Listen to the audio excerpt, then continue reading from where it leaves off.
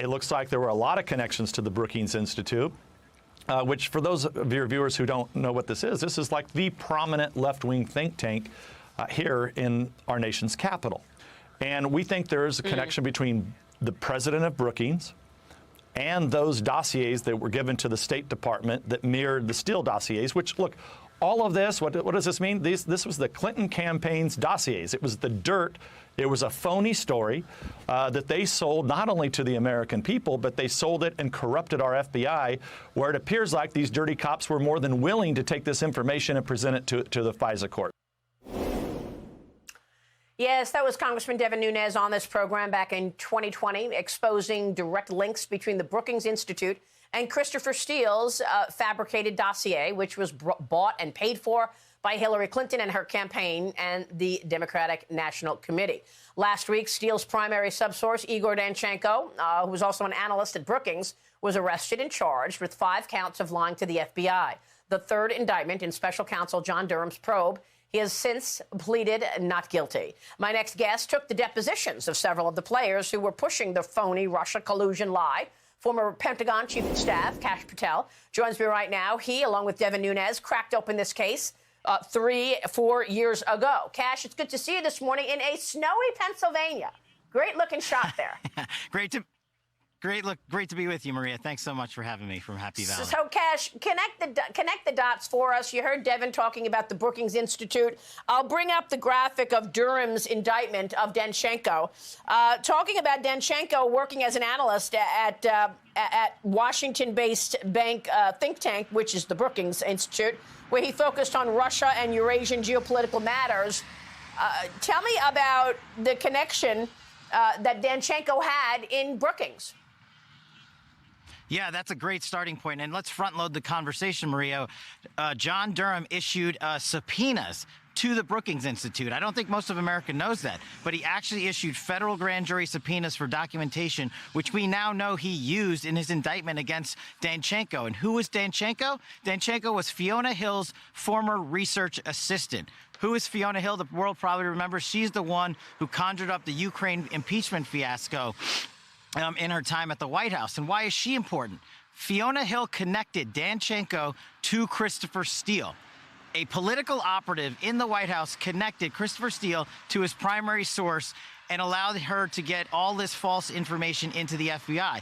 How does that relate to Charlie Dolan? Fiona Hill also connected Charlie Dolan, the Clinton ally operative, to now Danchenko, the indicted individual under Durham, whose documentation was recovered by John Durham, thankfully, through his lawful and appropriate use of federal subpoenas. And I think he's got a lot more coming.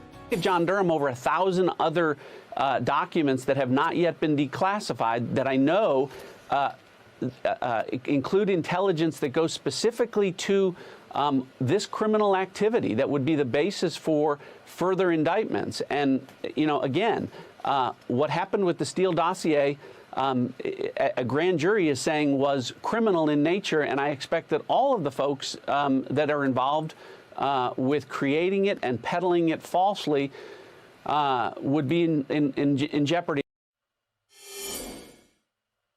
And that was former Director of National Intelligence John Ratcliffe with me last week on this program on what he declassified, which, of course, exposed that this dossier and whole Russia collusion lie was a fabrication from Hillary Clinton. I'm back with Kash Patel right now. And Kash, we mentioned Fiona Hill making all of these introductions to Christopher Steele as well as Charles Dolan. Meanwhile, she says she has no idea what they were doing. Here is a quote from her from a closed-door testimony from October of 2019 saying, "I have no knowledge whatsoever of how he developed that dossier. None. I just want to state that."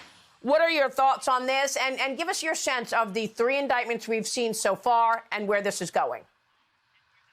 Yeah, real quick on Fiona Hill. I think John Durham is on the case here because Fiona Hill has a credibility problem. I believe she lied to Congress there under oath. She connected the main Clinton political operative, who Devin and I had never heard of because DOJ and FBI withheld those documents from us intentionally, I believe so. And now John Durham has exposed that. She connects the Steele operation to the Democratic Party, and she has the gall to go on national TV or into closed-door testimony and say, I don't know what's going on with Steele. But John Durham's on that case, and I think we're going to get there.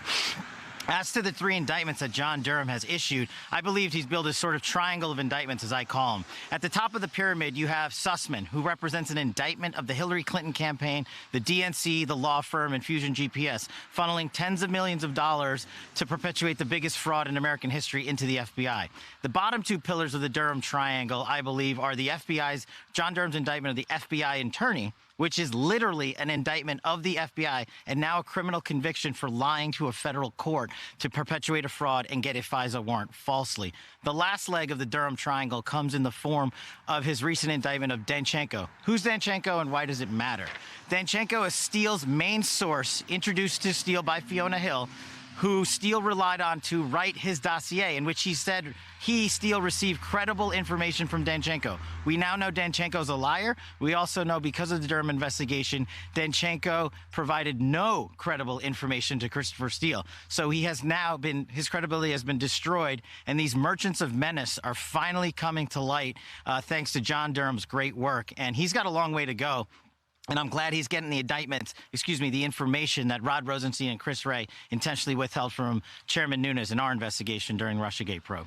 So on the Kevin Kleinsmith indictment, this is the FBI attorney.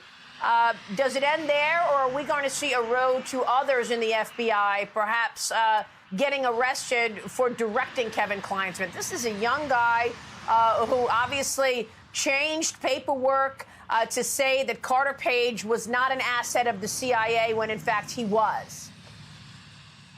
Yeah, you're absolutely right. Look, I think all roads lead to Andy McCabe, the former deputy director of the FBI, who was caught lying 3 times by the inspector general during his tenure there.